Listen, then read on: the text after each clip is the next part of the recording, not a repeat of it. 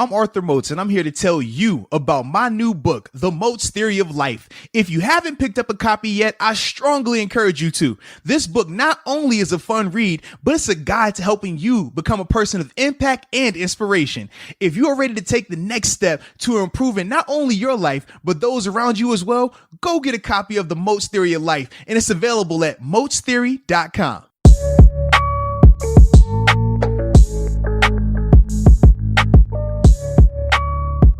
What's up? It's the Arthur Moats Experience with Deke. I'm Arthur Moats, and that's my main man, Deke. What's up, man? Man, I see you got the Big Ben hat on, man. It's a victory. Shout out to the Pittsburgh Steelers, man, taking care of business last night, Monday Night Football. Felt good to see Steeler football, too, on Monday night, man. Sunday, we had to watch everybody else play. Thursday, we had to watch everybody else play.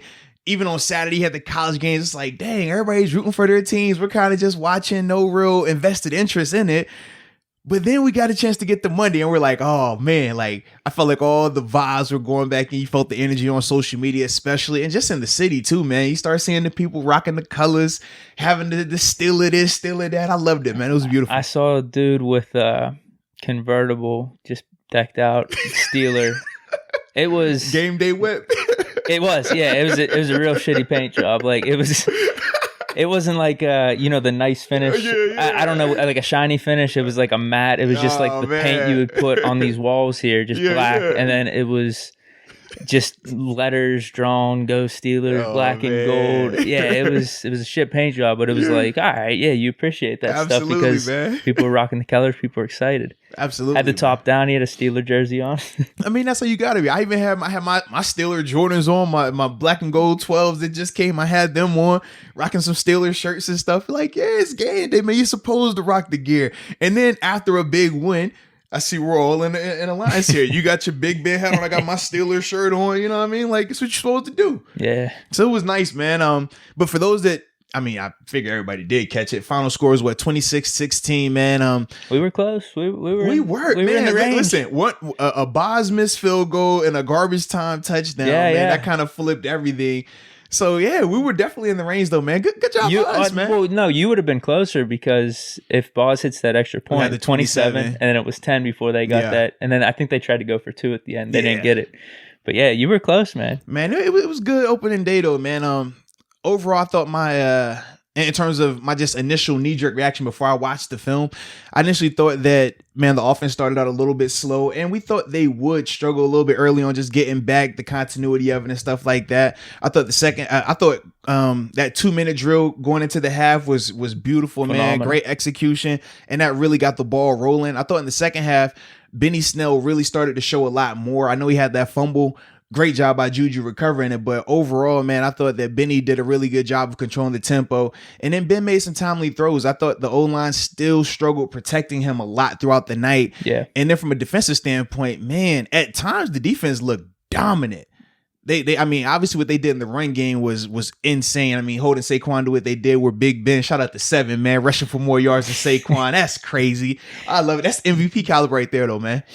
It is the scramble. I mean, that was part of that 2-minute drive. No, it was, man, definitely was. It was awesome, man. I mean, you could keep going into your thing. I did want to touch on Ben real quick, though. I mean, his ability to move around in the pocket still. I mean, I know you had that 9-yard rush with that 2-minute drill, but I still saw signs even outside of that rush where he was getting around good, making plays. But you go ahead. Keep going, man. But yeah, and I thought also, man, with the defense, though, I thought the Steelers defense in particular, great job getting pressure on Daniel Jones. Andrew Thomas might be a good tackle down the line, but he struggled yesterday, man. Bud was cooking them. I saw Ola Daney get some great rushes against him. Alex Highsmith had some good rushes against him as well, man. I just thought the defense as a whole, though, man, dominant at times, still has some inconsistencies. We saw the deep pass to Slayton in the first half. Just Joe Hayden being a little bit late, on the coverage element. Well, I wanted to ask you about that because I think there's some controversy around that play. Because no controversy. No, because I swear people are blaming Minka for that. Well, the same thing, and this is the thing that I always tell people, right? When people don't watch the tape or they don't really understand the concepts like that, they look to he was supposed to be there because on tape it just looks like, he's just sitting in the middle of the field. That's his job. No, zombie concept in a cover 3. When you get that cut split from number one on the backside, which it was. Remember, it was a 3 tight end set. Well, it wasn't. It was a receiver, 2 tight ends, but they were all condensed, making it a tight 3 tight, making it a 3 receiver tight bunch to the line of scrimmage. Once number one goes across the field like that, and especially going behind linebacker depth, if he goes in front of the linebackers, that changes some stuff. Him going behind the linebackers, that lets you know right now that, hey, because they're in cover 3, Minka's job is to jump that crosser, which he did. Great job. And now from there, Steven Nelson, he has to be closer now. Steven, we're not going to give him a pass on it all the way because he still has to be tighter on that. When Slayton broke across on that 7 or the post route going to the goal post, that's what we call it, a post route. Steven needs to be tighter squeezing that down. But as soon as Joe made the call to Minka of a zombie call, and you saw him literally, you watch the tape, you see as soon as number one goes across, Joe communicates to Minka. Minka jumps it. Joe starts going to pick up the 7. But it looks like he hesitated just a second. And at this level, we already talked about it, man. Like, you can't have that type of I'm drawing a blank on the word right now, but just not being 100% on the call at that time. You know, I was trying to figure out a word there. Indecisiveness, that's the word. Yeah. He had just that quick. It was like just like a half a step indecisiveness of, is Minka really taking it? And then from there, when he starts to get vertical, he's a step late on that. If he runs it, as soon as he gives Minka the zombie call, though, if he goes right now, it'll be incompletion or it's a bang bang play. Or if he's fast enough, it might even be a pick just because where the ball is thrown. So it was never on Minka. That's just a part of the call. And it's no different than when we saw New England Patriots, Pittsburgh Steelers 2 years ago, Sean Davis, Artie Burns. Remember with Chris Hogan running the over route, he's wide open. It was like the first quarter of the game. He ends up being like a 70-yard completion for a touchdown. Everybody says, oh, that's Artie's guy. That's Artie's guy. And it was like, no, that wasn't Artie's guy. On that type of concept, this guy has to rotate with that. Same exact thing. Exact same thing, man. Just different places on the field, but same concept. But everybody looked at Artie and said, oh, that's his fault. Same way everybody looked at Minka yesterday and was like, oh, that's Minka's fault. And it's like, it is not. 1,000% is not Minka's fault, man. Because if anything, if Minka stays deep, that dude is running away from Joe and Joe never gets to him. You know what I mean? So that's why I set up like that. That's why you make the call like that. And it's just it's not even an in-game adjustment. That's just typical cover 3 versus that route concept. That's how you play it. Well, I was going to say, whenever I rewatched it, if Minka doesn't come down on that guy, he's literally wide open. Because he's running away from Joe's leverage. Because they were showing the end zone view of it, so I didn't see Joe on the other side, but literally the dude was wide open. Yeah. So I could definitely see why Minka came down. So like you said, you figure it's something with the cornerbacks then, and I was thinking maybe it was Steven Nelson, but it doesn't seem like... has to be tighter on it, but Joe's play to make. Steven could be a lot tighter on it, though. You saw once...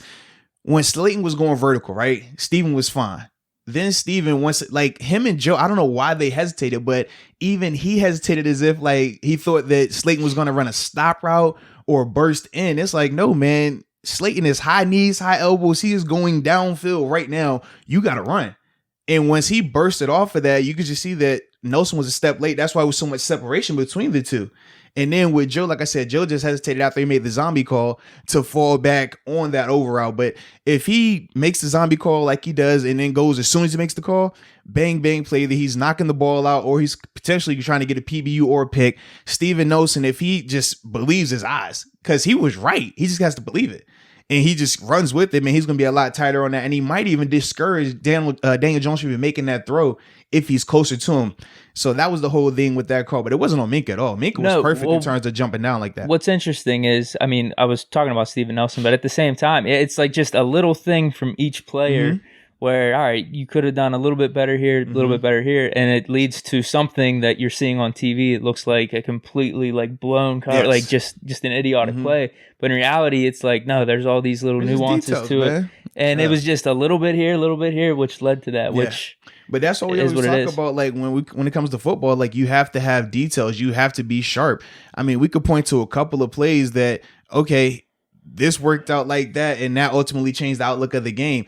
3 plays that stand out to me. Number 1, that play on the zombie concept. Number 2, the Benny Snell fumble. Juju just happened to get back in bounds to make the play to recover that. Can I talk about that real quick? Okay. Well, dude, that was really important. You could probably break down I guess there's no really X and O's to it. He just fumbled the ball. But like, dude, that was coming off the drive. Nice run, well, no, that was coming off the drive where Giants just went 19 yards, 19 plays, 8 minutes, 50 seconds. Defense was probably gassed. So I think that was like the initial play or first two or second play, yeah, coming right off that. So if he gets that fumble there, Giants are basically in our zone.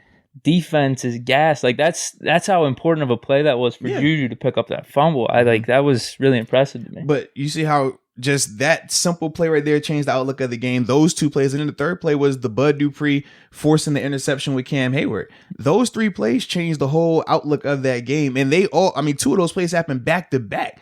So that's just how when we talk about the details. That's why when people like to laugh, oh man, well, you don't really need the preseason, or you don't need the training camp, or this is fine, that's fine, just show up. It's like, bro, when the details aren't clicking like that, that's the difference between teams that win and teams that lose. We can talk about multiple teams that played on Sunday that some of those balls or some of those plays bounced the wrong way, and that changed everything. I look at that. I even look at, even the Bills, they played well for the majority of the game, but they still had 4 or 5 plays that showed up just like that changed it from go ahead. Well, here's what happened. It was 21-0, I think, right? Josh Allen's completely going off. I'm like, wow, this is unbelievable. So I forget what I had to walk the dogs or whatever. And then I ended up going over to my buddy's house and I'm seeing the score at the bottom. It was like 21-10. Yeah. I'm like, how did the Bills not score in the second half and let the Jets somewhat back in this game? Are they going to throw this? But they ended up winning. But I guess it goes back to your point with the details. Well, I didn't watch the second half, really. So details. So it was 3 plays in that game that changed it from being a 21-zip game where it should have been a 40-something to 10 game.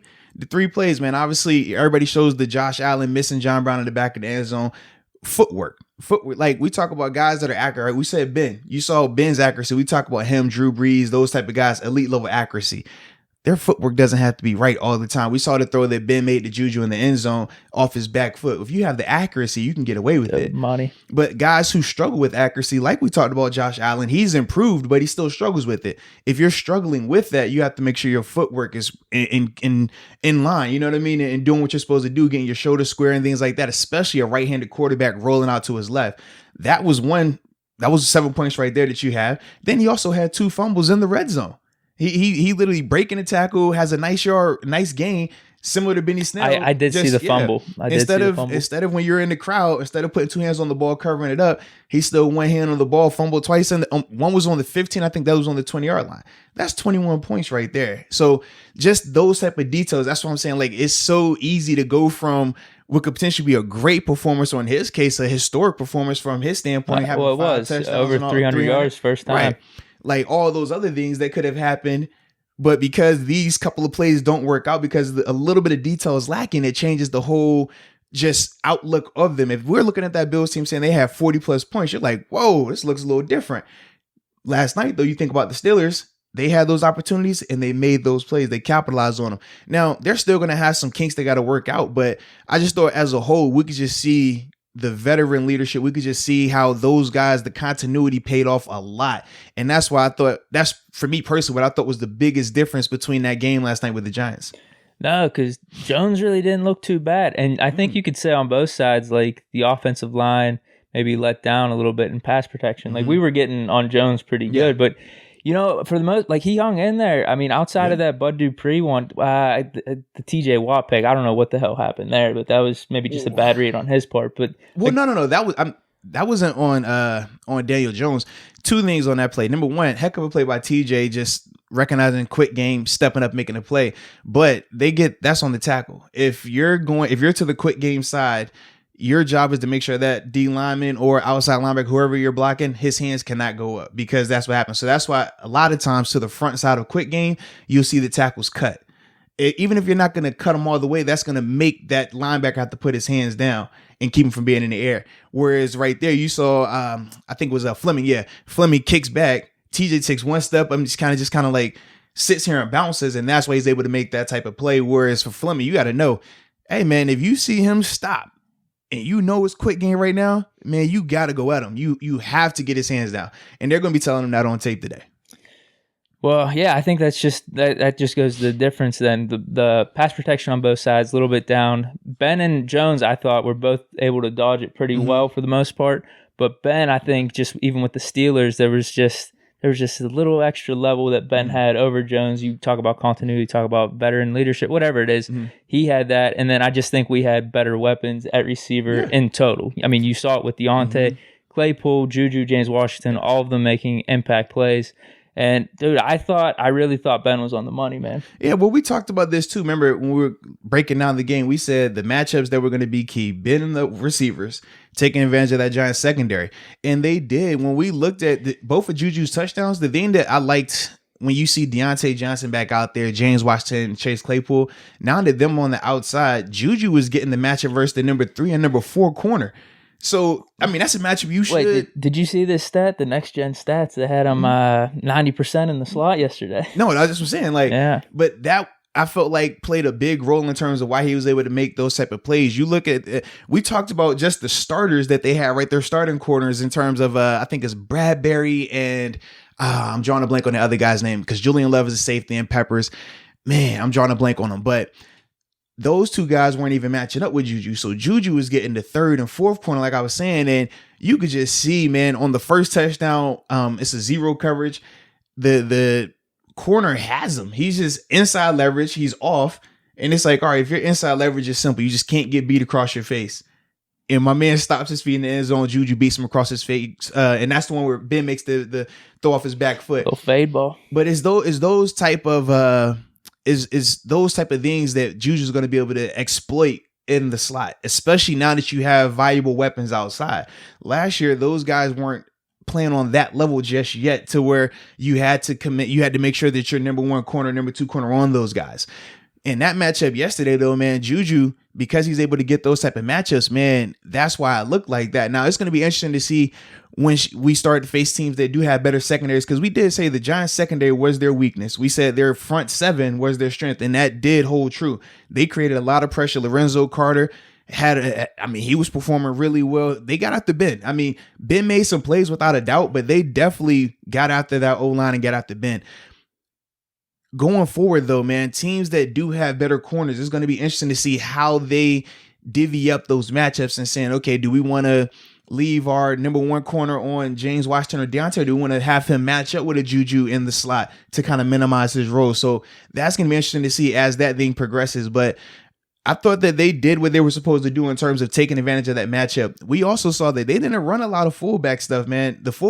They used Derek Watt at the end of the game to close that out, obviously. And I think after Benny Snell's fumble, actually, they came back as like a safety, just give us a nice little feel-good play right here. But I like that type of offense, man. Matt Canada, I thought, did a good job in terms fullback? of... Yeah, because it clogs it up too much. The running lanes were a lot better. I thought Matt Canada also did a good job in terms of all the pre-snap movement and motions. As a defender, yeah, I did. Whenever I was watching back, they had Juju running back and forth a lot on those like little sweep things. I can tell you, man, firsthand, bro. As a defender, you hate all that pre-snap motion, shifting, and movement because it makes you have to communicate so much on defense. We love when teams just line up.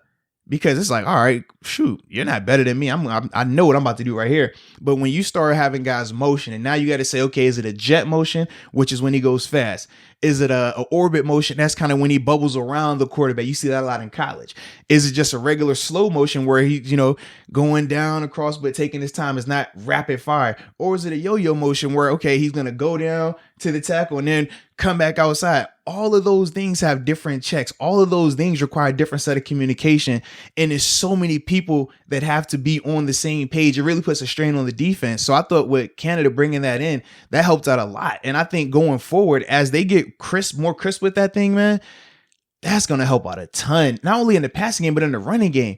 We saw some of the holes that Benny Snell had, and shout out to Benny, man. We talked about we talked about going into last year, man, that, hey, he would need to change that body, right? Lose some of that weight. He did a great job in terms of losing. I think they set up to 13 pounds. Yeah, you could definitely tell. He looked twitchy. He looked like the more explosive back. Even when James was healthy, he just looked more explosive, ran with just fresher legs than James Conner. And I thought that's why even when James wasn't, because watching it on tape, you can see James gets hurt in like the middle of the second quarter. And then he tries to stay in there, but he's just hobbled. He's not the same. But I just felt overall that James' legs just didn't look like they had the same type of power that Benny had. No. Like Benny was running with just bad intentions, man. He was trying to finish runs, man, run through you, run around. He just looked explosive. Yeah, you could make the argument with Connor that the line wasn't doing too hot for him. But whenever Benny came in, there were times that the line wasn't doing well for him, and he was able to make it happen. He was able to somehow get 3, 4, 5 extra yards out of it after the first contact. Whereas James, you just didn't see that. You're right. Just eye test that was there. Benny was the better back. Now, there were more holes for Benny overall throughout his day. I mean, he was in there for most of the time, though. He got the 19 attempts. That's going to happen. But, man, I just think overall, he's the better back right now. Do you want to get into that topic? Or I didn't think it really was a topic. I thought it was, because it's the thing right now. We got two things. So, first, you can go with the whole narrative of James Conner being hurt, and they say that it's not serious ankle injury. Could be a week, could be 2 weeks. Who really knows with that? But even if they were both healthy, I still feel that Benny was going to be the guy this week based off of that performance. Yeah. Coach Tomlin talks about wanting to ride the hot hand, and if you didn't believe that, you saw even, like I said, when before they never really ruled James out either. He was on the sideline the whole time. But you could just see where the telling thing for me was when Benny fumbled the ball. They still rolled with him. They still rolled him. If there was any type of debate, if there was any type of, hey, we're still thinking James can be the guy right now, Benny fumbles that ball, let's be real. James is going back in there. But when they didn't put James back in and James was on the sideline, helmet on, bouncing around, trying to stay warm and stuff like that, that told me everything I needed to know because Coach Tomlin does not play when it comes to fumbles. We know that. We talked, that was the biggest reason why Deontay Johnson last year couldn't get on punt return for so long because he put the ball on the ground. Coach T does not, if he feels like he has a viable option or has somebody better, he's not going to deal with that because it's just too impactful. You fumble the ball, that can cost you a game. We talked about that. But when they kept Benny in there after that, I said, oh yeah, Benny's going to be the guy for the rest of this game and probably next week unless something crazy happens. And that's why I didn't really think it was like this big thing to really go down, you know? You're right. I think everyone has that same opinion right now. Everyone's high on Benny, man. He what did he end up with? 116. He's top 3 in the league in rushing right now. It was a really good game for him, man. Everything. He was productive, man. 5.9 per carry. Had a long of 30. Yeah, he looked good, man. Helped close out the game too. Yeah, like he was getting some runs in there, trying to chew the clock and everything. So that was awesome from him. It was just it was good to see. It's just crazy and interesting how the whole offseason we literally are talking about Connor. Could he be a top 10 guy? Mm-hmm. Is he going to be the bell cow for the Steelers? Tomlin says he's the bell cow. Mm-hmm. And then literally in one game, Connor gets hurt a little bit, and then Snell does good. And now a quarter. Now it was a quarter. Second quarter, Benny started coming in and making plays. We're like, hey. Now Snell's the guy. Now we're all rolling with Snell. It's I think one, nature of football, nature of business, but also just fans too. Like just whoever's doing good, no one cares. We're just going to be fans of whoever. When you think of how the past couple of years have played out for James, that plays into it as well. If this was James' first time having an injury and he's been a Pro Bowl back or being a top back for the past couple of years, I think it's a different level of, oh, we're ready to turn the page. Like if it was Bell. Right, that's what I'm saying. Like we're not switching. Not yet. Even when Bell tore his MCL and then he came back the next year and had another injury, it was never oh, we're ready to turn the page. Even when D'Angelo was killing. Remember, D'Angelo came out and was killing the 1 year and it was still just, no, we know whenever L Bell is ready to go, he's the guy. That's not the case right now with James because he hasn't built up that good credit in terms of multiple years, multiple crazy performances. And I think that's why we're seeing Steeler Nation and obviously the team as well react the way they did with him going down and then Benny having a performance and knowing that this coming game that Benny's going to be the guy again. It's not an indictment on James, but I just think that that's just the nature of the business right now. And for me, I'm not going to lie, I was more impressed with Benny than I was pretty much with I felt like Ben I was really impressed with, but more so Benny than any of the other guys who have great performance. Obviously the receivers and stuff. We talked about the receivers were supposed to dominate that matchup. We said that they, outside of Jabril Peppers, they did not have a corner on that roster, especially their starting corners that can hang with these receivers or these tight ends. And then when you start to see them have to bring in their third, because they would rotate the corners. It wasn't like how we have Joe and Steven. They just stayed out there the whole time. No, on the James Washington touchdown. No. Yeah, the James Washington touchdown, they have a different set of corners in there. And then on Juju's last touchdown, they have a different set of corners in there. That's a matchup they were supposed to dominate. I was impressed with Benny Snell though, because we said that our O-line, especially with the new bodies in there, it was going to be and you could see it at times. You could definitely see it at times. There were times that he did have holes, but he took advantage of it. You could definitely see that. But other times when there wasn't everything completely there, he made shit happen. He really did. And for me, I'm more impressed when you can dominate versus that team's strength versus you dominating versus that team's weakness. You're supposed to dominate their weakness. Our passing game was supposed to look like that. I thought it could have looked better, honestly. We felt like offensively in the first half, just they weren't on the same page. Obviously, we had some drops and stuff like that. But when we're looking at their run defense, man, their front seven, they played well. They had guys. Blake Martinez was all over the place. They have a nice front seven. And for Benny to be able to still, 100 plus yards, and like you talked about, the O-line was not playing up to par at all. No. They still, Benny still found ways to be productive, found ways to make the first and second guy miss. For me, man, that's why I was like, I was really, really impressed by him. I put on my film analysis hat earlier this morning a little bit. Now, I want to ask you this because there were times with the line, I think for the most part, they didn't look up to par, but there were times where I'm seeing a Giants dude wide open, and it was just because we didn't block him. Like, we went to go, two of our guys would block one dude. Like, who's that on? Like, is that the Giants scheme just out scheming us? No, this is the thing, man. What's going on there? No, this is the thing. Obviously, you give the Giants credit for the scheme because they're going to do certain things to challenge you. But the same way we were praising Matt Canada for the pre-snaps motion because it makes you have to communicate, it makes you have to think, it makes you have to be hesitant a little bit on defense. The Giants were doing some of the similar things in terms of you saw them walking around. They were showing different coverages. Sometimes they were getting wacky with some of the stuff they were doing. I'm like, I don't really agree with how they were rotating certain post-snap coverages and stuff like that, just trying to be too exotic. But ultimately, they did do some things to confuse the O-line. That's a part of the game. At the end of the day, though, the O-line is paid to do what? To protect Ben, block Ben. It doesn't matter if guys are running free. Now, some of the stuff I know on the back shoulder, it's not even the back shoulder, but the back foot throw to to Juju in the end zone, that was just a cover zero. So it was a guy coming free. That looked like a pretty heavy blitz. Yeah, it was a cover zero. So okay, in cover zero, we're bringing more guys than you have to block. So now it's just a foot race. And the defender in me is like, they get home if the daggone corner just stays inside of Juju. If he makes Juju have to go over top of him instead of across his face, it's probably going to be a sack or at least he's going to have pressure on Ben because the corner was coming free. Yeah. But because of that safety, or he's that corner on the back end, letting Juju cross his face, that's how Ben's able to just chuck it up like that and make that play. Details of it though. And that's kind of what was going on. But ultimately, man, I just thought the O-line, at times they looked good.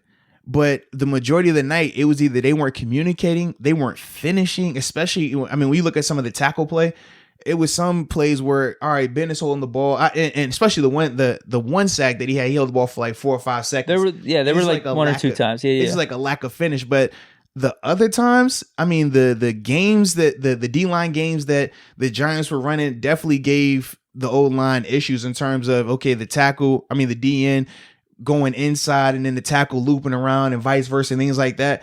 The O-line struggled picking up all that. That's basic football in terms of D-lines run games. They have TEs, DEs, inverts, loops around, all these other things.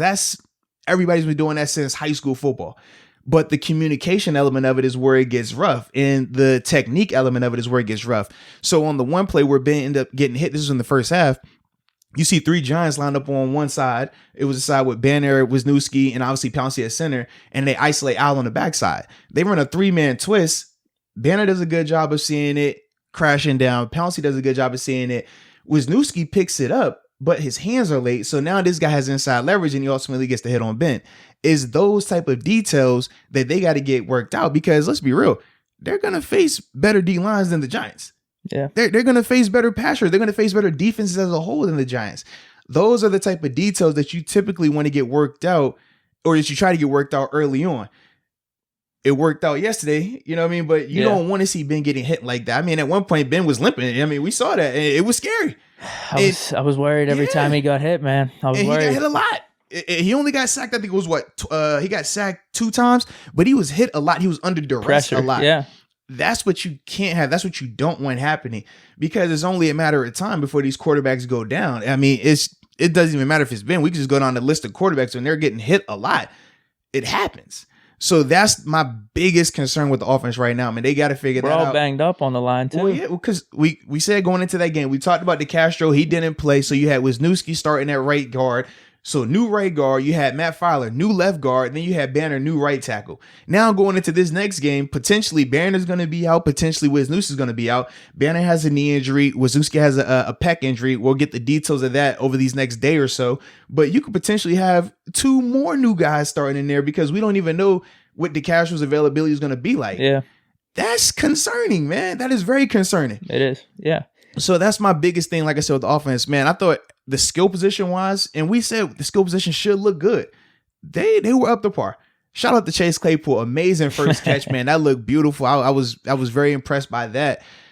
But yeah, the O-line, that's going to be that. Hopefully that doesn't become the issue, because we've seen in the past, we can go back to, was it 2010, 11, before the O-line really got better. You saw taking a lot of those hits. When we won the Super Bowl, yeah, right. It was like it was after the first Super Bowl 40. There was like a year or two, because we lost Faneca. We lost some of those veterans on there.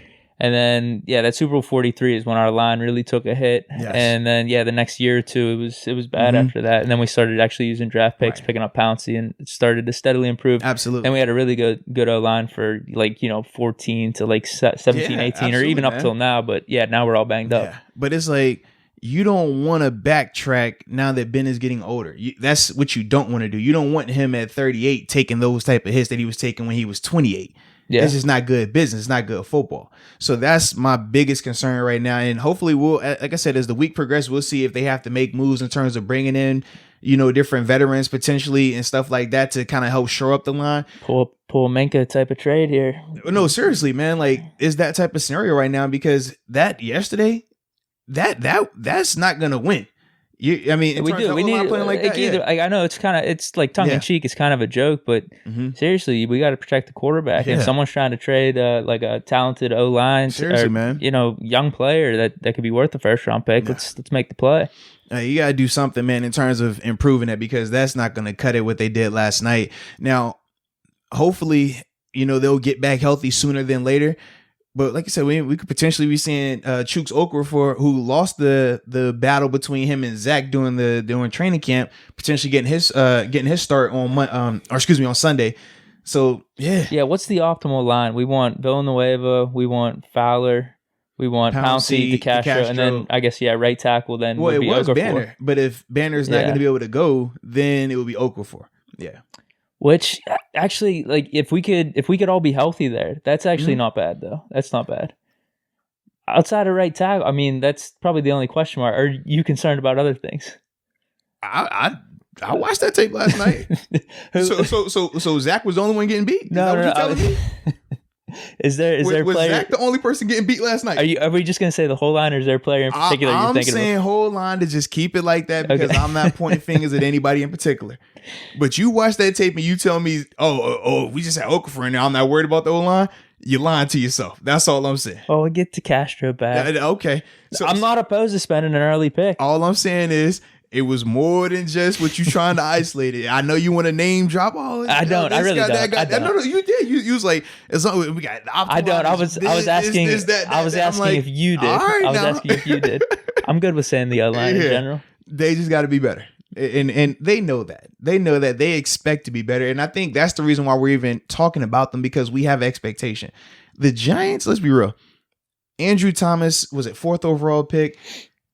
They're still trying to get good on that O-line. They bring in Cameron Fleming. They're trying to improve it, right? But they still don't have an expectation to be dominant. Yeah, this is probably going to be the best front seven they play against. No question. Yeah. Well, Washington is going. Yeah. Dude, I can't. Dude, you were on point with that call. You were on point with that call. I'm already wrong on the Rookie of the Year, I think. I'm just saying, man. And Simmons did struggle. Oh man, he struggled. I did see it. Who was it? Was it the running back burned him? Who was it? Mostert. Yeah, a simple angle route. Just stay inside. Never run the route footer. They always tell you, man, as an inside linebacker, do not run the route for the running back. Meaning, if the running back is going outside, you let him lead you. You understand, if I'm playing trail position, I have to worry about the wheel route, but the wheel route is a harder throw and catch. And if you're fast enough, like Simmons is, you can always play that, compete through the hands, or if you're in position, go for a jump ball, right? When you try to get over the top of that, though, now that angle route where you see him go like he's about to go outside and burst back inside, that kills you because the field is split open. So once you get beat there, you don't have the sideline, you don't have an extra defender. It's off to the races. And with a back like Monster, I mean, dude, you saw the speed, man. It was nobody even close to that. Said he was faster than Tyreek Hill. Yeah. So that's the issue with that. But with younger linebackers, Devin Bush struggled with it as well. Like, it happens. It takes time. And that's why when people are just kind of like, oh man, no, they're fine. You don't need those reps, man. Just get out there and play in the game. It's like, no, bro. It's certain things that training camp you're not gonna see because just personal alone. Kenyon Drake is their best running back in Arizona. He's not doing the type of things that Mostert is going to be able to do. It's certain things you're not going to be able to see from a speed standpoint in practice. You have to see it in the game, preseason or regular. You just have to see it. And I think that's why I said with some of these younger players, that's going to be an issue as this thing progresses because you're just not getting a lot of football reps. It matters. And luckily for us, we don't have a lot of rookies in these critical positions right now. But we around the league, there have been some rookies that are out there. Some of them looked decent, but then a lot of them have struggled, man. That's the only issue with that, man. Burrow with the game-winning drive. Looked good, man. They couldn't close it out. Yeah, questionable. But the AJ Green, dude, some of these calls, man. I'm telling you what. Even though I'm not gonna lie, as a defender, I like it because offenses, receivers get they can push off all they want, extend all they want. I told you, I used to hate on AB when I would see AB two-hand shove a guy to the ground and get touchdown. And they showing as a highlight. I'm like, bro, that's OPI. So yeah, that's just how I feel. I'm not the rules that people be losing their mind if a DB just slightly grabs at a jersey, right? If a guy slightly tugs at a receiver's jersey, you will be over here, throw the flag. These receivers over here giving you all this arm, and you're like, oh, that's not really OPI. Come on, man. Like, no, I don't want to hear that, man. Dude, I don't want to hear that. The Gallup one was absurd, though. I don't want to hear it, man. Dude, Ramsey sold that. Okay, but did Gallup not extend his arm? It was slight. No, it was not bent. It looked like a little battle. No, by the rule is if it is extended, this is bent. We used to, with AB, Coach Tom would talk to AB about this every time. AB, as long as it's elbow, you're good. If you go full extension, they could throw the flag. Might have got caught once or twice, but that's because AB was a star receiver. We said stars get treated differently in this league. We can agree upon that. But with Gallup, it's like, no, bro. Like, did Ramsey flail? Yeah, okay, cool. But if he doesn't, they're not throwing that flag. But for a fact, Gallup's arm was extended. And okay, if Gallup extended that arm, right, you don't have issue with that. If Ramsey was holding his jersey though a little bit, you would have issue with that. And that's my problem. That's why I don't really buy into this whole, oh man, these are bad OPIs. Like, nah, because if that little bit of arm, let him give him a little bit of tug then. And then, yeah, we'll see how it goes. But we know that's people, they don't like that. They want to see the offense do good. So that's why I'm a fan of these OPIs right now, man. I will say this, man. The scores were outrageous this Sunday. I don't know how much of it was the no fans type of thing because there have been week ones in the past. I looked up 2018. Mm-hmm. Those scores were absurd too. A lot of times people are it's shootouts in week one for whatever reason. But man, like some of these like for Oakland to be putting up those points, like Carolina, like just seeing these shootouts, it's crazy to me. See, I don't know. I wasn't surprised, man. I just felt like certain teams, man, if you have the veterans that you need at the right position as quarterback, if you have the same coaching staffs, a lot of that helps out. But I just felt that, man, early on, these first couple of games, you're going to see a lot of the miscommunications. You're going to see favoring the offense. Yeah, because for offenses, man, like from a timing standpoint, we talked about just the zombie concept, right, that we were talking about with Steven Nelson, Joe Hayden, and Minka Fitzpatrick, right? That's on 3 veterans.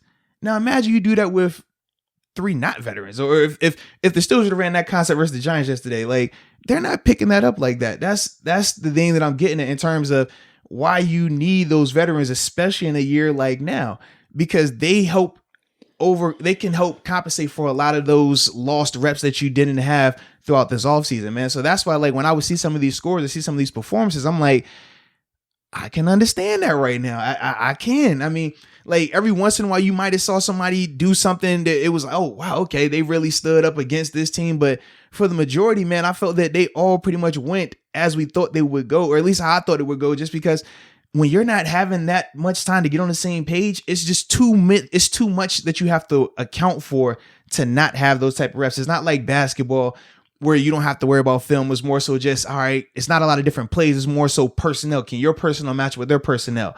In football, it's the reason why you spend all week watching film, practicing, preparing for that one game. You could talk to NBA players. You could talk to MLB players. You could talk to NHL players. They're not preparing for games like how you have to do in football because you're playing 2 and 3 times in a week. It's more personnel based. In the NFL, man, it's so scheme heavy. Like, you have to know the different concepts, and one play can cost you a game. In basketball, man, you get beat for a layup. It's not the end of the world. You know, I can come right back down and score. It's rapid fire like that. Same with baseball, same with hockey. In football, man, one score, that changes everything. And that's why it's just so much details in this game, man. Is there any other hot topics you want to discuss? I got a few. I know you do, man. I know you do. But go ahead, man. Let me. No. Wait, do you have any? I don't have any, man. I honestly don't, man. I have some people I want to shout out though. Okay, yeah, I got to shout out my dog, Bud Dupree, man. Once again, proving that last year wasn't a fluke. Once again, proving that these past 2 years, we talked about the trajectory. He's been continuing to get better. And I was impressed with him because that wasn't against Fleming. Fleming, we talked about, was the journeyman, right? Started out in New England for a couple of years, was in Dallas a couple of years. Now he's over in New York. Andrew Thomas, 4th overall pick. You're supposed to be a dog, right? That's supposed to be the man, like, change your franchise, change the way your offensive line looks, and Bud dominated that matchup. For me, I was thoroughly impressed with that. I mean, the sack that Tuitt had, let's be real, that was supposed to be a strip sack by Bud. Great job by Jones just protecting the ball. But overall, man, Bud he looked like the best player on the field, man. Flashy, powerful, on making defense, just play after play after play, man. He definitely stood out on defense. Yeah. He definitely did. And for me, man, that's why I wanted to just definitely shout him out for that, man. Obviously Benny Snell, we talked about him, and Big Ben, man. Big Ben coming back, man. First game back, looked good, man. Accurate. Obviously, like I say, he was under duress, but I felt like I was more impressed with him because of him being under duress, still being able to keep his composure, especially, like I said, not playing in a whole year, essentially. But I thought overall he did really good, man. Made the throws he needed to make, made the checks. I still was trying to figure out what happened on the delayed game. It looked like he either told the referee. These refs need to get their act together is what needs to happen. I figured you was going to put it on the ref. But either way, man, it was miscommunication there. Other than that, man, I thought that he did really good, man.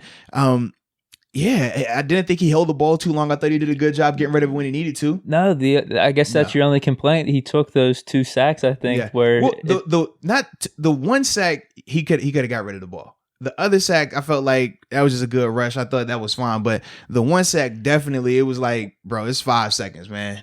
Get rid of it. But like, I mean, he wasn't out of the pocket, so like, I don't know where he'd be throwing it to. It's better. Here's what I wanted to say, dude. Here's what I wanted to say, man. Here we go. Let's hear. I know your big thing was no interceptions, no turnovers. Yeah, he did. Dude, clean. It was good. Clean game. And here's what I'll say too: drops by Deontay, drops by James Conner. I can't remember if there's any miscommunication on routes or anything. But no. Juju, Deontay, that one where.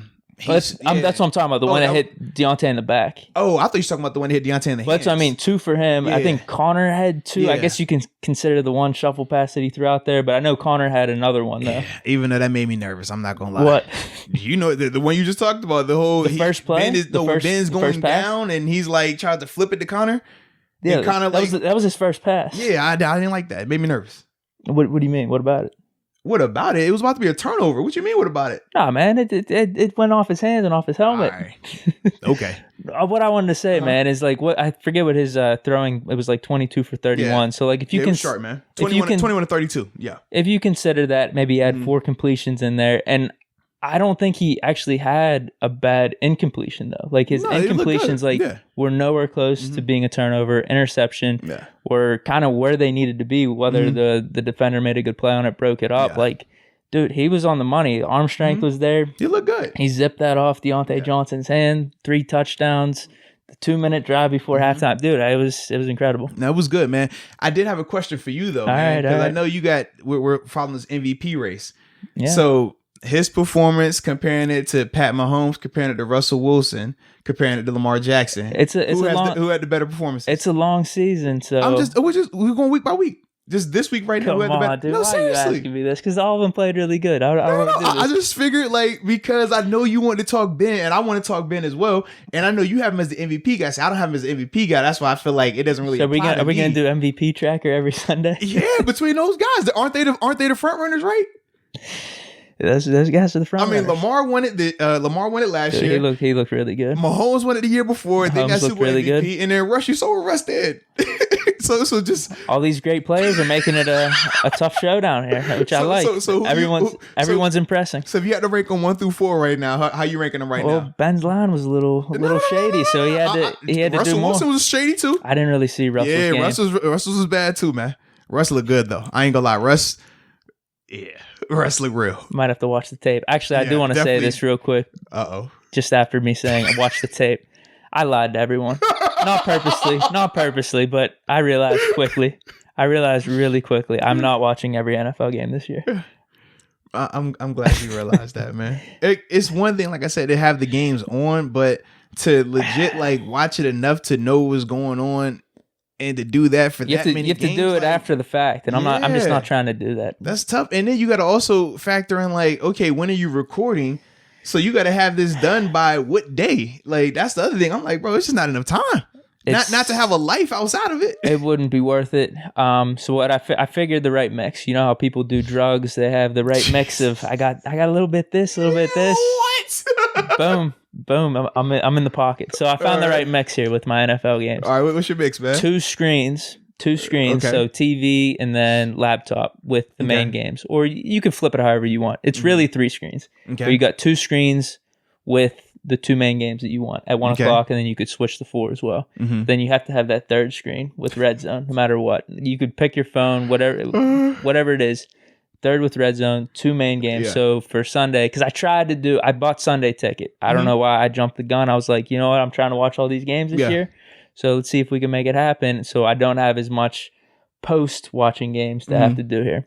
Tried the 4 split screen right off the bat. God. Couldn't do it. Wow. I couldn't do it. Took 5 minutes. I'm like, this isn't working. So I figured out the right mix. So I had the Patriots-Dolphins game on one, and I had the Ravens-Browns on another, and then I had Red Zone going. Dude, it was the perfect mix. So I'm funny, bro. I'm letting people know if you want to have the perfect mix, that's what you do. 3 screens max. Okay. You have a game on each, and then you have Red Zone on the 3rd screen. I'm gonna tell you my mix too. Okay. You found the perfect mix. Well, no, because I watch Sunday Ticket, man. But this is my thing, bro.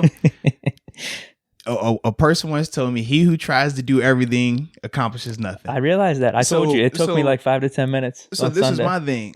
When I'm watching on Sunday, I'm watching for enjoyment. I'm not watching the breakdown. So that's why, like with Sunday Ticket, I'm flipping. Okay, if I'm watching this right here, commercial, okay, now I'm going to this game and going so forth. But when it's time for me to break down film and like actually know which game I want to talk about, I go back and watch them with the obviously like Red Zone, the Game Pass that we have on NFL.com, and then pick a game. Okay, I'm watching this game today.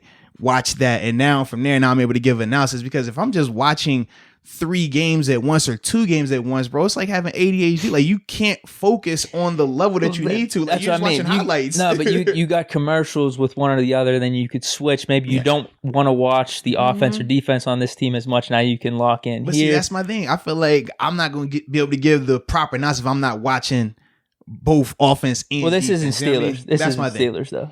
I'm just saying in general. Like for the Bills game, for example, right? Like, like you I'm watching, it's like, yo, I'm watching this. Like, I'm flip a little bit to the Patriots, but I'm focused on the Bills game because I can't watch Cam the same way I gotta watch this Bills game. You know what I mean? And then from there, you just kind of go back. But like, that's just how I looked at it. Like, man, when it's time to watch the tape, like, okay, the next day or later that night is when I'm going to actually dive in and choose this game. But when I'm on Sunday, bro, I just want to enjoy it, because otherwise you're not enjoying football. You working. So you worked on Sunday, man. No. I enjoy that. That's the thing. I enjoy that. Okay. It was work when I had the 4 screens, because I'm actually, I'm telling you, with fantasy, I'm really used to that. The 2 or 3 screens, like you're watching your fantasy players. That's what I mean. Like if one screen, I'm not doing fantasy this year. I'm back in retirement, which is good, because I hate fantasy. I'm just it makes Sundays feel like work to me. So that's why I'm done with that. But the one screen you can have, and I'm watching Cam, the Patriots offense. I didn't care as much about the Dolphins offense and what they were doing against the Patriots. For me, Fitz. So and then Devontae Parker with the Ravens Browns, it's you got to know your enemies. You got to know the AFC North rivals. So I was just trying to break that down, and damn, dude, Lamar looks really good. He looks really good, man. He does, but the same way with Pittsburgh, I'm not about to just crown it after that game against the Giants because we felt they should have dominated that matchup. With Lamar, I thought Lamar looked good, but I'm not crowning him off of that Browns. You think the Browns are that bad? No, not that bad, but we talked about it. First year head coach Kevin Stefanski is going to take time. Baker, I thought, struggled. He wasn't as consistent. The O-line, I don't want to say he's terrible. I thought the O-line didn't protect him the way they needed to protect him. Might have been a hot take, but he wasn't good. And then defensively, the Browns, they are feeling the loss of Grant Delpit. That was going to be their guy at safety. Him not being out there, now you're having to, okay, well, how can we do this? How can we do that? It's just too much to have to account for, especially versus Lamar, who I thought definitely got better this year. I mean, throwing the ball, sharp. He was awesome. He man. looked sharp. Their offense ran well, absolutely. And Brown is healthy. We talked about last year he wasn't healthy. He was dealing with he had the screw. Was it the Liz Frank? I think he had going into the season. So yeah, he looked good. I thought as a whole. Even Lamar though. We talked about the Josh Allen missed the John Brown in the end zone. Yeah. Lamar definitely almost missed Andrews in the end zone. The wide open one. Cow. Yeah. Andrews makes a great one-hand catch. Otherwise, the exact same scenario. But for guys that aren't the most accurate, footwork is key. The two differences were this, though. Lamar was at least still in the pocket, whereas Josh was having to roll out. But just how quick a storyline can change like that, those are the type of stuff we're talking about. But that's why I felt like, man, as a whole, I thought the Ravens definitely showed that they're still a really, really good team. But I want to see them when they're playing against a defense that we believe can be good, that's not beat up, that doesn't have a first-year head coach, doesn't have a new coordinator and all these other things. Those teams with new coordinators, new coaching staff, it's tough when you in those first couple of games in a regular year. So it's going to be heightened right now. Joe Judge, that new Giants coordinators in offense and defense, it's a lot of new pieces, a lot of moving parts. So that's why for me, it's like I enjoyed it. I'm glad that these teams win, especially Pittsburgh. But I need to see it when they finally play a team that has been there for a while. And then we're going to get a better barometer of them. But overall, man, I thought definitely that Lamar and the Ravens look good. But I'm just not about to go crazy on them right now because of that. Nah, we're still better, but they're up there. They're definitely up there. I was impressed by Lamar and the Ravens' performance. Back to your question, though, huh? Man. Who you rolling was I trying to dodge it, huh? You were. No, not at all. Not at all. Not at all. You want me to go first, or you want to? I'm saying Ben still. I'm sticking to it. 3 touchdowns yesterday. So what did Russ do? He looked good too. But you know what? I'm looking long term, and I think we're not. We're micro right now. I think the storylines are adding up for Ben right now. So yeah, Ben's front runner. We're when we get a time, right? So based off of Ben's performance last night, compared to Russell Wilson's performance on Sunday, bro. I didn't see his game, so it looked awesome, bro. I'm going with Ben. Yeah, what do you have? 4 touchdowns? 4 touchdowns. I think he had 4 incompletions throughout the whole game. Good game. It was like 350 total offense yards. But Ben's coming off this whole year. I want to hear that, man. No, stop that, man. Not playing. You see how he looked without Ben last year. He's coming in 3 touchdowns right off the bat, dude. It was a great game. Ben does have more weapons though than Russ. I don't know about that. We wouldn't have said that before the season. Are we switching this one game now? Time on. When did we say the Seahawks had all these weapons? Are we switching this one? I mean, they have Tyler Lockett, DK Metcalf. Those are the two, right? I think we would have said before the season they're both better than any receiver we have. We said that? Right now. We said that. I think anyone would have said that before the season. We said that. We didn't say that. We've been talking about Deontay Johnson. We said that Juju has the longevity, but we said we got question marks with Juju, right? Can he get back to form? But Juju has, just on paper right now, has had way more productivity than DK Metcalf. Dude, I don't know about that. If we're going off 1 week, then yeah, our receivers look better. But we're just simply saying we're ranking the MVP race off of 1 week. We're going one at a time, baby. I like Ben. All right. I got Ben as my top guy, dude. He's top of the rankings. Okay. So a guy threw for more touchdowns, more yards, less incompletions. Doesn't have to always do with just stats. No. It was impact. Did you see his impact? You ain't watched the game. You got to watch the game. I saw Ben's impact. You got to watch the game. I'll watch the game and come back to What about Lamar? Lamar looked really good. I all those guys you just said look really good. So it's going to be a tough race. Ben's in the lead though right now. So how you ranking the rest of them then? Let me hear it. I don't care. Serious? Ben's top guy right now. Wow. See, for me, I have it. Based off what you're saying, sure, I'll go Russ, then I'll go Lamar, then I'll go Mahomes. You got Mahomes? Or are you saying after Ben? Yeah, after Ben. Yeah. Wow. Yeah. Based off what you're saying, you're real high on this Russ game. So see, you ain't say it. Maybe I'll have to watch the tape, but I still got Ben in the top spot. For me, man, based off of just the week 1 performances, I had Russ, Lamar, Ben, and then I got Mahomes. Okay. Yeah. I thought Ben definitely looked good. I thought obviously they took advantage of that Giants secondary, which they should have. Are we throwing Rodgers in this mix too here? I mean, you can. There's been a lot of guys. Yeah, Rodgers definitely in the mix right now, man. He looked good too, man. I know you're not going to give him credit either, right? I like Rodgers. What do you mean? In fact, I ain't gonna lie. I was probably the most impressed with Rodgers because he went against the best defense. Dude, he was on the money, man. Yeah. Some of those throws were crazy. Yeah, Rodgers did it against the best defense out of all of these quarterbacks we just named, though. In terms of the Vikings defense is far and away better than the Giants, far and away better than the Browns, and light years ahead of the Falcons and the Texans. So that's why I'm like, yeah, what Aaron Rodgers did, I was definitely a lot more impressed with that. All right. I really thought Ben's game was that good, though. It was, though. It was good. Do you have a grade? I got to go A+. You always go A+. Yeah, but I don't know. Everything I was considering, I really thought, dude, every pass was on the money, dude. I'm telling you. A+. Every pass for the most part, outside of maybe the Ebron one where he was rolling to the right. I don't know if that was Ebron's fault, though, because it looked like he should have had that. God, why do you always... Yo, bro, I'm telling you. Holy cow. Those passes were on the money, man. He was on the money all night. 3 touchdowns. Yo, you are funny. Coming out like that. If anything, that might have been on Ebron now that I think about it, man. You know what, dude? We might have been holding Ben back at the start. I don't know why we didn't throw a bomb the first play to keep the defense honest. We were trying to do these little runs and little pitches out. I don't know why we did that. But no, it was an awesome. I know I'm, whatever. I'm messing around here a little bit, but I really do feel like it was an amazing game by Ben. No doubt. The 2-minute drive, dude. The 2-minute drive, that for me changed the first half. The ball to Claypool. I mean, come on, man. Like the 2-minute drive definitely made his first half a lot better. The throw to Chase Claypool made it feel a lot better. That's all I'm saying with that. Because let's be real, outside of the 2-minute drill, the offense was not moving the ball. If you're talking first half, yeah. But like I said, I thought every throw Ben made was solid though. The first half, I really did. Cool. You disagree? I just said cool, bro. I really do, man. Well, you gave him an A+. I'm surprised you gave him an A++. Nah, man. You probably would have gave the 5 pick game versus the Jags. You probably would have gave him a B-. No. I think. Well, yeah, because some of those picks don't count really. You gotta stop this, man. Some of those picks don't count because he was just chucking them up, trying to get back in the game. Oh my god. No. Seriously, dude. You good? Go ahead. You go ahead, son. Like the hook routes to Deontay Johnson, those were on point. But I think the offense as a whole, we were trying to run the ball. The running game wasn't going. I don't know if you want to blame it on Ben or not. It's just we weren't doing anything as an offense as a whole at the beginning. But I thought Ben individually with his passes where they were, it's on the money, dude. It was on the money. A+. I give him A+. I think. I don't know if this was in the regular season.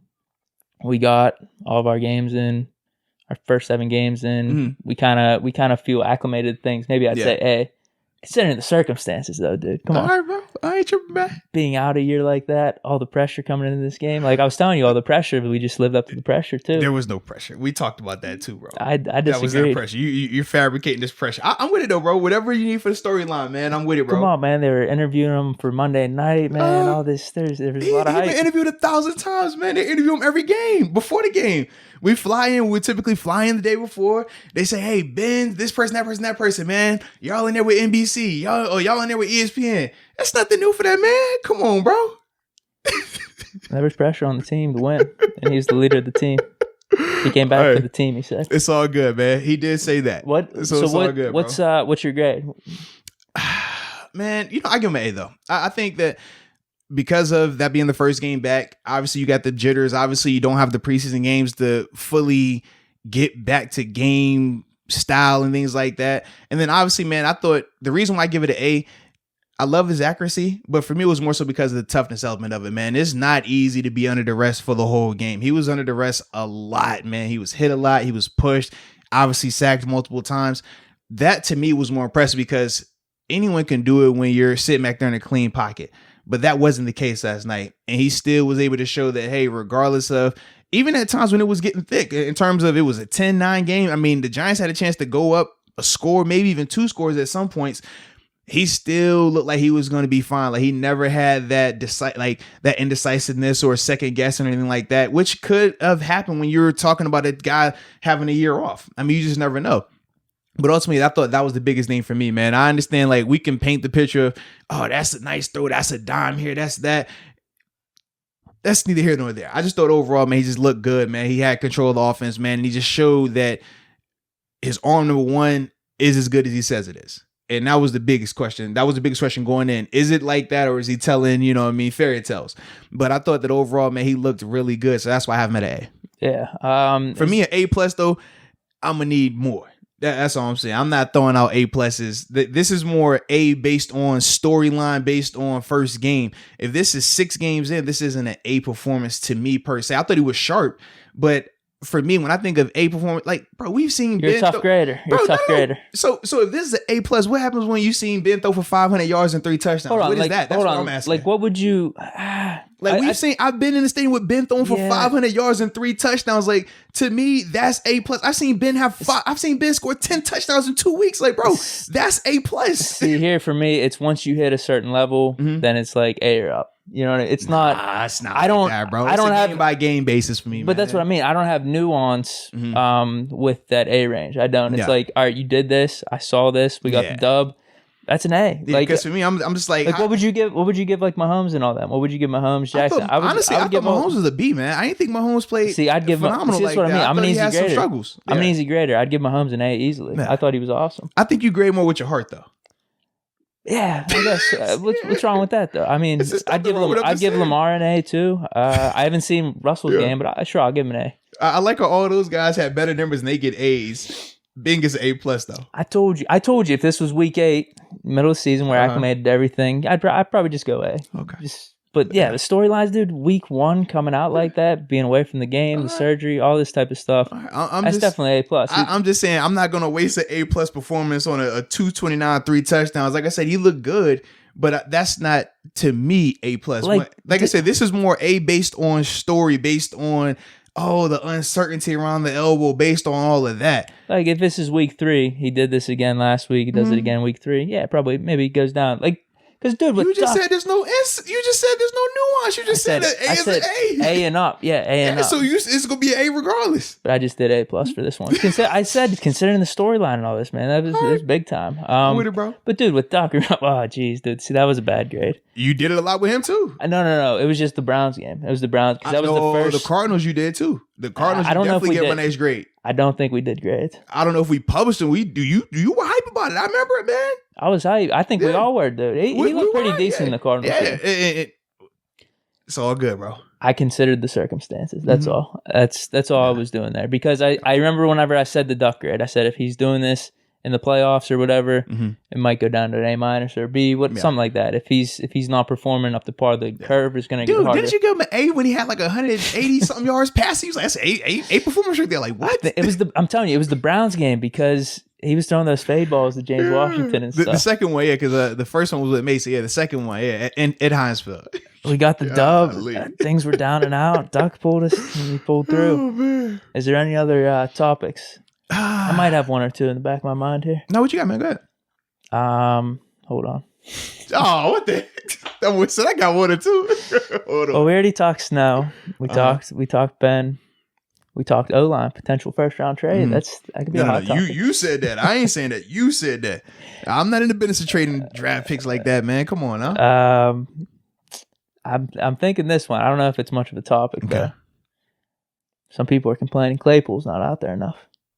I agree. I thought he should have played more. I do think, though, with that being the first game, you're still trying to learn each other. You're trying. I think it's a given. Yeah. He's gonna get more time as the season goes. He definitely will. But I just think about that first game. Obviously, we just saw the highlight catch, but we don't know the nuances of everything else that happened while he was out there. If he was doing his assignment the right way and all those other things, like we don't know those details. So that can go into it.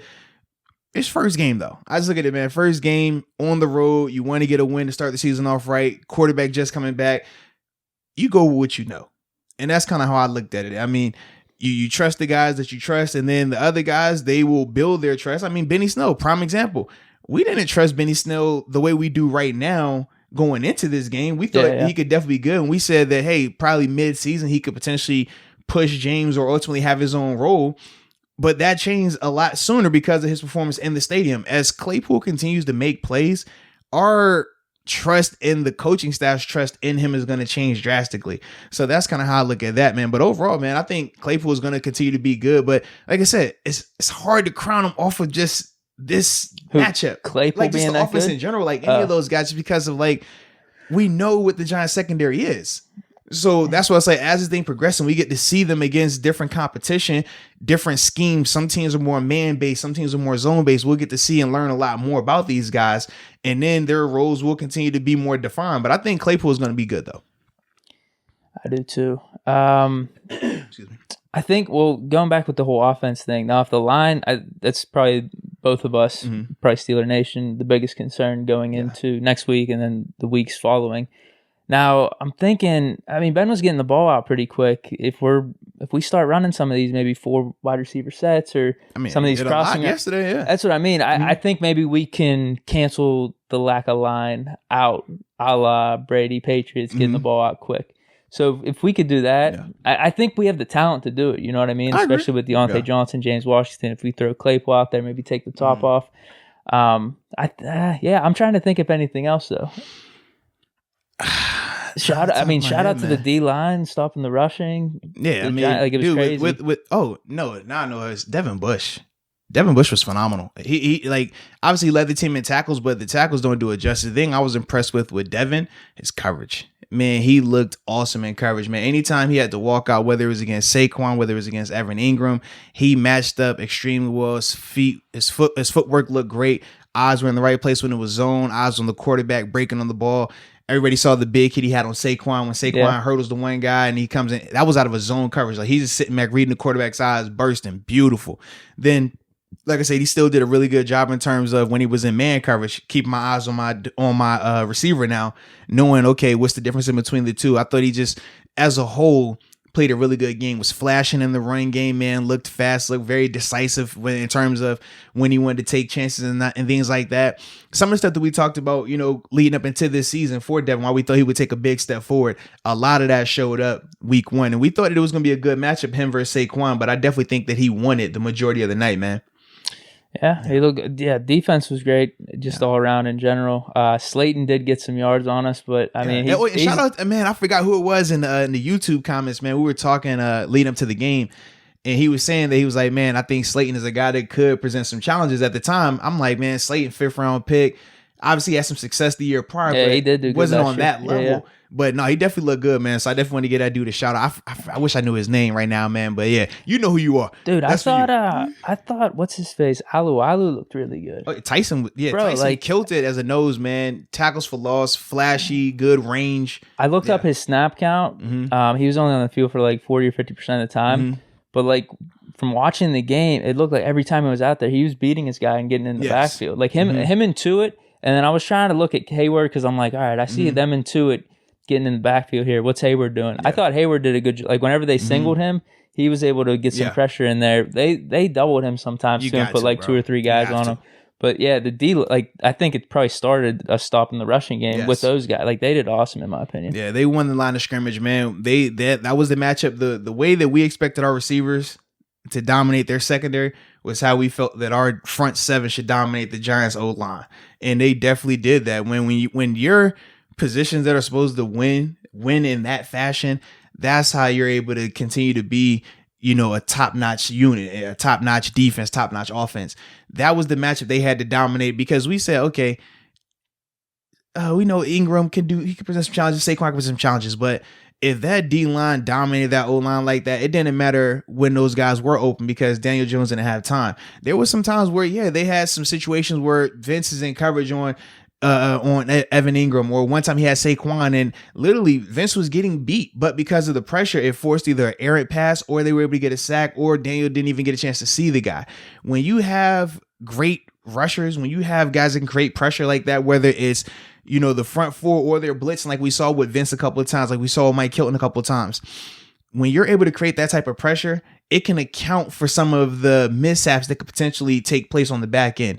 When when you're working in concert like that, though, man, it's a beautiful thing, man. But it starts with that rush, man. That rush ultimately created that chaos that Daniel Jones just didn't. I mean, when did Daniel look like he had time? I mean, we said the same thing with Ben. We didn't feel like Ben had in the past. We talk about the past with some of these games with Ben just back there just chilling. Like, that was not the case yesterday. It wasn't. And when you have those front guys that can get out there like that, and then you obviously couple it with the back end, that can help you, like I said, make up for some of the inefficiencies or the miscommunication and things like that. So definitely the D-line, man, they definitely get a tip of the cap, man. Tip your cap to them, man. Come on, baby. I think I got one more thing. Do you have any? Like, are we ready to wrap this up then? I'm ready, man. Yeah. Okay. Because I got one more thing because I was seeing some comments about this and. Let me find out. Deke is checking out the. I'm in the social media now. You're up there now. It's unfortunate. It's unfortunate. I feel like that gives you a really good barometer though of how people are feeling, man. Yeah, which I don't know if I'm surprised by this or not, but I don't think he had a bad game at all. I think this is probably just based off one play. Do you know what I'm about to say? No, go ahead, man. Terrell Edmonds. People were kind of ripping on him, saying he was bad and everything. People want to bash Edmonds every time, bro. Stop it, man. I think there was one play. It was a play action where maybe he bet on the play action a little bit. The guy got behind him, but then he made the tackle. There was maybe one or two times where Jones passed it to a guy in front of Edmonds, but it seemed like he was probably in some type of zone coverage there and made the tackle. Yes. Dude, outside of that, what did he do wrong? People were ready to crucify him on the Evan Ingram push off catch, and even with because that was the one they got called back. Would have been a first down. Even with the push off with Edmonds, I tell you this every time. If you not just let's watch on Sunday and throw a hot take out there. If you watch him on tape, he is always in position. It's just the finish. Even on that play where Ingram pushes off on him and catches the ball, where does he end up at? His hand is on the ball while Ingram has two hands on it. Great catch by Ingram. Yeah, but he's in position to make the play. His hand is on the ball. That dude, like, what are we talking about here? And like you said, all the other plays, when we really go down and look at it, a lot of the zone coverage stuff, you're gonna just tackle the catch. The biggest, I guess, issue I had with Edmonds, he had one. It was a missed tackle he had. I believe this would have been to Sterling Shepard, right side of the field. It was probably like a 7 or 8 yard. Like, we caught it at 7 or 8 yards depth. Edmonds comes down, bursts on him, just missed the tackle. He ends up getting a couple yards more. That was my biggest issue. I felt other than that, man, the other catches were out of zone coverage, man. Like, I just think Edmonds, and man, I think one or two of them were like late in the game too, when we were not trying to give up anything deep. It's like, we want you to get this. Yeah. Keep the clock running, tackle it in bounds. We're good. But I feel like, man, when people have their mind made up on somebody, anytime they see them on the screen, they're just gonna go hot take and I told you it was him. I knew it. Bro, if they didn't throw the flag on Ingram, which was another push off, we talked about that, right? If they don't throw that flag, man, people were already bashing Edmonds. Here Edmonds goes again. I'm like, bro, Edmonds has his hand on the ball right now. Great catch by Ingram. In fact, I was a little upset with James Washington because he had a similar situation where he had a chance to get the ball, jump ball like that, the corner on the right side. I remember that. Yep. And the corner played through it and knocked it out. But it's like, bro, it's the exact same situation. It's like, bro, he's right there. Like, it's not like how people are trying to make it, man. But you know how it goes, man. When people want to create a narrative, they just kind of just keep running with it instead of actually like breaking it down, watching it and saying, okay, what is happening right here? Let's really look. What are they asking him to do? Just because he's in the vicinity, is that even his assignment? A la Minkah Fitzpatrick on the crossing route, on the zombie concept, right? Just because he's there, is that his assignment? What's supposed to be happening right here? A lot of people don't know all the intricacies of it, and they just are quick to just, everybody else is saying, let's just say it. I'm not a fan of it either, so I'm glad you did bring that up, man. Yeah. I don't think I have anything else, man. I really don't. Yeah, I'm trying to think. I thought it was just a great game, dude. I was nervous leading up to, like, I couldn't believe it. Like, it was nervous, dude. I don't know. I was anxious. Like, I couldn't believe it was here. It was. It's one of those things. It's one of those things. Like you said with Sunday. All right, I'm just sitting back watching the games. Let's see what Brady does. Let's see what some of these other teams do. And then the Steelers, though, dude. We spent our whole offseason talking about a bunch of stuff, a bunch of these storylines. Yeah. And now we're finally gonna get to see it, and that's why I was talking about pressure, man. Maybe I was feeling the pressure. You would definitely feel the pressure. I was over here like, bro, this is a game that, hey, I feel comfortable because I don't like. For me, I got a lot of stake wrapped up in some of my takes here. You do, but like for me, when I'm watching these games, the only time I feel any type of nervousness is if I think that team can beat the Steelers. Okay, like it's certain games where when we're talking about Baltimore, if we're talking about the Chiefs, we're talking about the Saints, the Bucks, like we can go down and list of certain teams. That's going to be a great matchup. But it's certain teams where I'm just like, yeah, I'm a little uneasy because I know this team, if the Steelers play their best and they play their best, it's a coin flip right now. That wasn't the case yesterday. I'm like, the Giants can play their best game, and the Steelers, even if they play at a B+ level, they should still be able to get out of the stadium with a win. If the Steelers play at an A level versus the Giants A level, the Steelers are going to run them out of here. And that's just how I felt. It's certain games you just go in and you just know, like, they don't have enough. And we said that. And that's why for me, I'm like, I never was ever like concerned. I did think at times throughout the game, it was like, okay, this could change, you know what I mean, the momentum, but the Steelers made the plays in both of those scenarios, man. And ultimately, I think that's what we expected to happen. So that's why for me, I wasn't really like uneased or nervous or pressure. Like how you were talking about this pressure. I'm like, bro, it's no pressure in this game. Like, I just know I was feeling anxious. I don't know where it was coming from. But I'm like, if you're opening up against the Ravens and we know this is a big matchup, we know the Ravens are good. We know the Ravens can compete with the Steelers or potentially beat the Steelers. Totally different concept. That's not the Giants though. It's just not right now. At least it's not. What about a 2-minute drive, end of game or something like that? What you mean? You feeling a little nervous? Think about this though. If it got to that point, that lets me know that we weren't playing up to par. If it came down to 2 one of those good teams, though. Let's say one of those good teams. But that's what I'm saying. If it's a good team, I'm talking about before the game even starts. I'm like, yeah, this is a game where you feel nervous because they could legit lose this. Don't you get that feeling, that pit in your stomach? 2 minutes to go. No, we got the ball. This is what I'm saying, bro. Like, before the game even starts, is going to tell me, like, once the game starts, it's no more nervousness. I'm just saying, like, in general, like, how you was like uneasy, you was like excited, but you I was nervous. I'd say more excited. Yeah, like for me, I don't feel that versus teams that I think we're just better than. If it's a team that they're not better than, then yeah, I'm gonna feel that going into the game once the game starts. Like, because I'm not playing, it doesn't move the needle for me. Even at 2 minutes to go, it doesn't, bro. No way. After playing, bro, I'm just chill, bro. Wow. I mean, you seen me, bro. You saw me in the stadium. I was like, bro, like what did I say? The Rams game last year, I said, bro, you were gonna make it stop. Dude, you were excited though, man. I was, because I'm like, bro, we're about to win this. I know you were nervous. You were panicking, and I'm like, bro, why are you scared? Like, bro, we're about to win. This is over. When did I say let them score? I definitely at some point. Yeah, you said no. First when Mason went out there, I forgot what you said. You was nervous, and then you were like, yeah, we gotta just let them score. I'm like, bro, you're tripping right now, man. Like, Madden 101. It's over. Yeah, like it's certain games. Like I said, I just don't feel like certain teams have enough. And I feel like if we're playing our best and they're playing their best and I know we're better, it's not going to move the needle for me. Even in a 2 minute drill, I'm just like, we're fine. Dude, Goff did almost drop that one in for the touchdown in the back of the end zone. How many almost are we going to talk about? This ain't horseshoes. No, I know, but what I mean is like the that doesn't do it for me, man. The game's in the balance. We talk about the attention to detail and all those type of things. That's how close a winner or a loss could be. Exactly, but I trust that we're going to execute. All right. I trust Coach Tom, and I trust the minutia. I trust that he's going to have his guys executing at that type of level from personal experience. That's why I'm just like, bro, you know how many you think about the 17th season, how many 1-score games we were winning, bro. Like, this was the one we lost to Jacksonville. Yeah, with 13-3. Mm-hmm. Oh, yeah, dude, it was absurd. But it's like every game. It was every game. And if you're feeling like that while you're playing, bro, that's not good. No, it's not good. So so yeah, it's good for the fans. Hey, man, you got to be straight. Ice in your veins, like that does not move me. Even if you make a big play on first down to start your 2 minute drill, right? You get a 20-yard gain. I'm not tripping because I know we're about to make a play, whether it's a sack, whether it's a forced fumble, whether you make an error. I'm not worried. Either way, we getting out of here with a win, though. That's just how, like, as a player, that's how you're conditioned, bro. Like, you can't afford to, doubt. Man, imagine you in those games and you doubt for a second, bro. That's a loss. You can't doubt it. You got to believe it 1,000%, man. Like, nothing. I don't care if a bomb went off. Like, bro, we're winning this game. If there's a time on this clock, we coming out of here with a dub, bro. And if we don't win, it's not that we lost. We just ran out of time because I'm telling you, we was one play away. We was got to make it happen. That's how we always look at it, man. Dude, Super Bowl this year. We make it. Ben has the ball. 2 minutes left. Dude, you got to be feeling something. No, you're ice cold. I feel like we're about to win.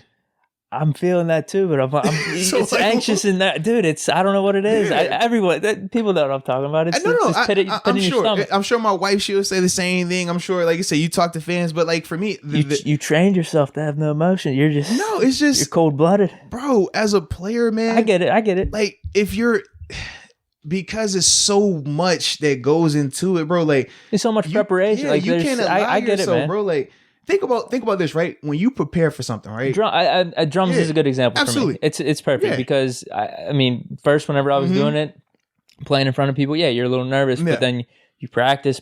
You do it so much. You do it in front of people, and then you get to a point where this is like nothing. But whereas like a lot of people in the fans, crowd, absolutely, they're like, "How do you do that? Yeah. You weren't nervous." I get it. Yeah, when they gave you the solo, like, yo, man, the lights went on you. Like, you weren't. What if you messed up? What if this? What if you like, bro? Like, I do this. Like, you know how much time I put in, and that's why, like, when it comes to sports, it's like, bro. These dudes put so much. Or even when you mess up, you make up for it, or people don't really notice. And you know exactly too. When you make a mistake, it's different. Like if you make a mistake, you know how to correct it. You probably know the mistake before anyone else picks one. Like, yeah, I messed up right there, but I'm good. I know what I'm gonna do next time. Whereas the fan, they're like, oh man, like what are we gonna do? This is about to be bad. Like we just give a pass. Like. That's true. Yeah, it's miscommunication. All right. It was like, it could be simple as, bro, we had a 2-3 switch. I was late with my eyes, bro. I got you on the next play. Don't worry about it. And then as soon as it comes back, it's next we play. money. We're good. Yeah. Like, wow. This is an interesting breakdown. So that's why it's like, bro, it don't really like get me like that because I'm like, man, in my mind, I still, when I'm watching, I'm like, bro, I think of everything. And obviously I'm still not preparing like I'm playing because I'm not in the huddle. I'm not in the practices and things like that, learning the details. But you still just know the guys there and you know how they prepare. I know how Vince prepares. I know how Cam prepares. I know how Joe prepares. I know how Ben prepares. I know how Coach Thomas prepares. So it's like, I'm never worried about them being caught not ready. You might make a play. Okay, cool. But they're ready. They're going to know exactly what happened. They're going to know exactly how to address that. And sometimes it's just personnel. If it's a personnel issue, that's different. Like if you just don't have the guys that can cover these guys or don't have the guys who can make these throws, etc., different conversation. But when you have your guys and we're healthy, it's nothing to be nervous about because you know, bro, they're ready for this. So that's why I don't really get nervous like that, man. I'm just like, it's about to be a dub. Either we're going to score or we're going to get a turnover and score. Either way, how you want to do it, it's going to happen. Nice inside information. Maybe I just believe too much in the Steelers. Maybe that's what it is. Is that what it is, bro? Because I feel like me and you, we contradict. Like, you tell me, I know you got the super fan, like, I love the team, bleed black and gold, but you always give me this, like, nervous vibe. I'm like, bro, why are you so nervous? Like, I would think you have elite level confidence because, like, the way you speak of Ben and the team. But then it's like the opposite. Like, I don't speak on them like that. But when it comes time to watch, I'm like, I think they're going to win every game. Like, I just do. Yeah. I do feel that way, but then I guess it's in the midst of the game. You just know so many things can happen. That's what I in the words of Coach Tom, you know what this is, man. How Coach Tom would say is, I don't deal with hypotheticals. I don't deal with hypotheticals. I think here might be I'm not worried about the what ifs or it could be that. I get it. This happens. I get it, but here could be another thing though too. I think there's a storage space for all games in the past.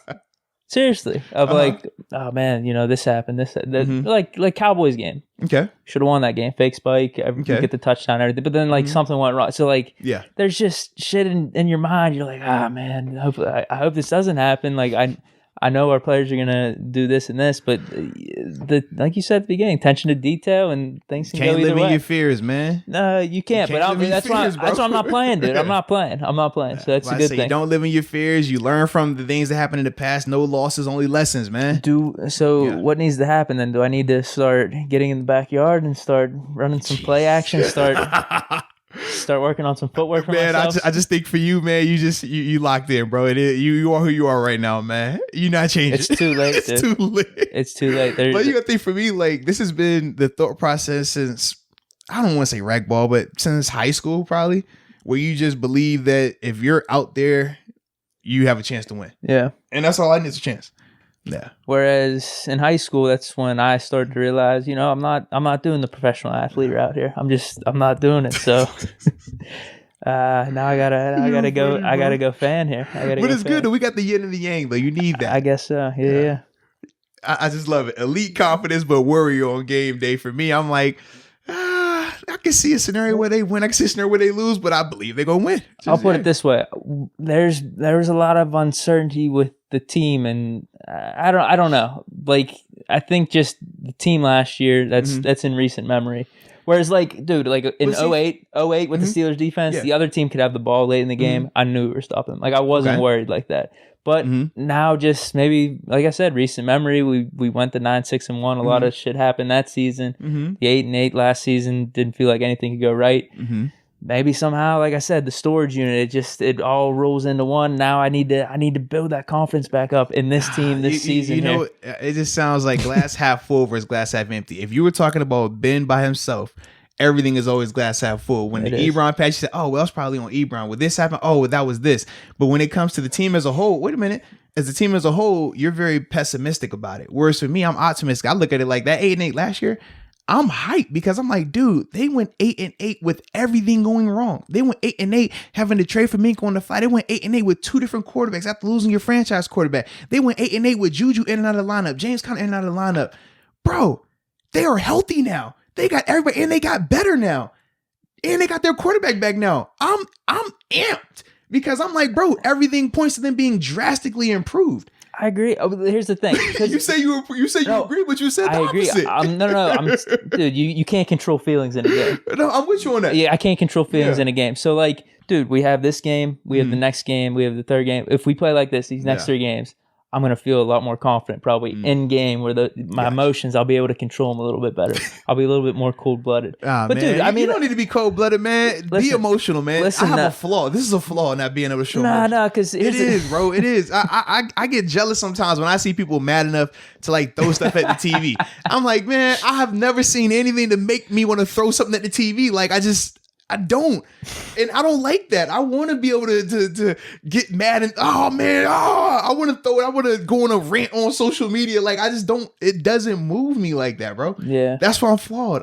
Don't be like me. Be like you. You're show that emotion, man. It's weird though. When I'm watching the game by myself, I mean, I'm not, it's weird because I'm just laying on the couch. I'm watching the game and what's the point of like going all out and like punching the TV? I'm by myself. Like I'll feel it. I'll be like, what the hell, or drop an F-bomb or something like that. But it's nothing like crazy. I'm sure there's something too whenever you're around people and stuff. You show a little bit more and there's a group think going on there where everyone's reacting. But nah, dude, I agree with you. I mean, I feel the same way about the optimism because we talked about this the whole season. But like I said, I can't control the emotion. There's just factors at play, man. That lucky, I was a little anxious going into this game, but as the game went, like middle of the game, I felt like we had the dub. I really did. See, I didn't put it like this. I could see people being concerned on that 19-play drive because if they score, I thought we were going to hold them to a field goal either way. I really did. I didn't think they were going to score. That was my thing. I was like, I could have saw a scenario where they scored. I did. Obviously, it's still, like I said, I still believe that they were going to find a way to win. But I did see a scenario where, okay, they might score, especially when they got to that point where they got inside the 10. I was like, bro, that's just a long drive. Anytime you see guys rotate out, come back in and rotate out again, I'm like, bro, that's a long drive. Like, it's just bound to happen once you, in every team, every game, you try to get one of those drives. Typically, no matter how good you're playing offensively, defensively, you're going to have one of those drives where, okay, everything's just kind of going right for this team right now. They got like fourth downs. The one to Saquon, like Saquon runs the wrong route, he still hits him over there.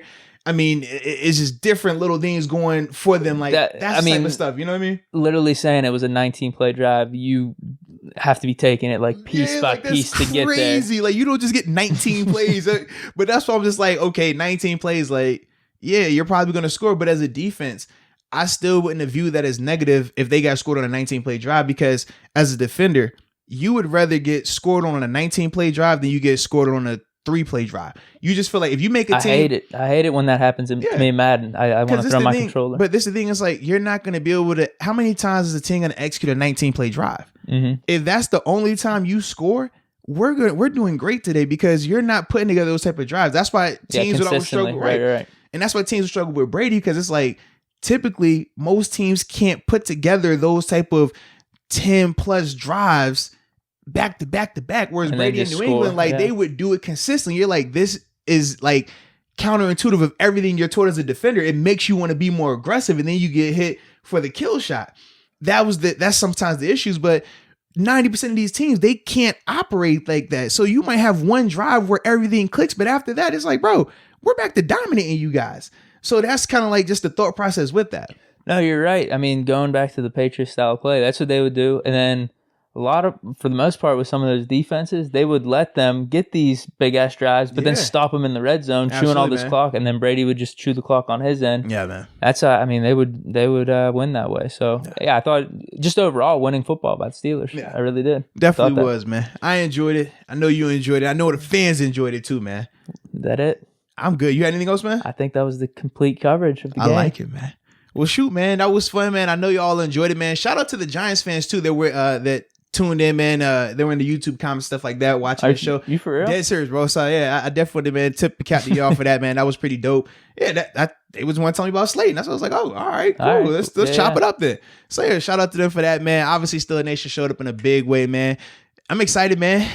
Good start to the season, man. 1-0. Let's keep the train rolling, man. Feels good to say 1-0, man. Feels good to say 1-0. So great week one. Yes, indeed, man. So with that being said, man, thanks again. We appreciate y'all. And until next time. Peace.